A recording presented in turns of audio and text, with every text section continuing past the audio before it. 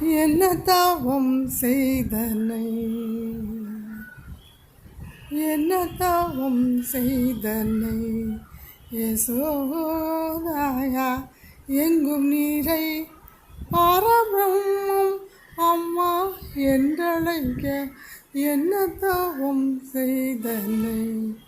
ராகம் காப்பி. ஈரேழு புவனங்கள் படைத்தவனை, ஈரேழு புவனங்கள் படைத்தவனை கையில் ஏந்தி தாலாட்டு சீராட்டு பாலூட்டிட நீ என்ன தவம் செய்தனை.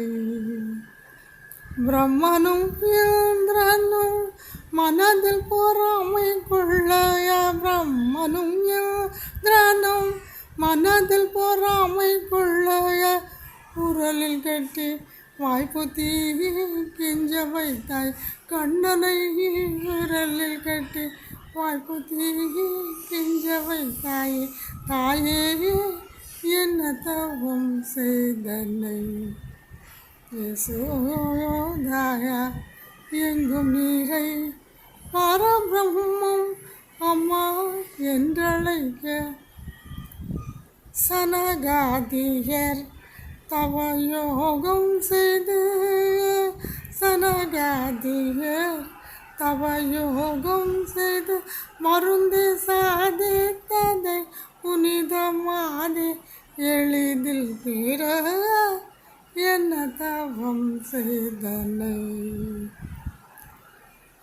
முனிவர்களும் தேவர்களும் எத்தனையோ ஆண்டுகள் தவம் செய்து அந்த கண்ணனை கிருஷ்ணனை பார்க்கவென்று காத்திருக்கிறார்கள். ஆனால் இந்த யசோதையோ கண்ணனையே மகனாக பெற்று பாலூட்டி தாலூட்டி சீராட்டி வளர்த்தவள்.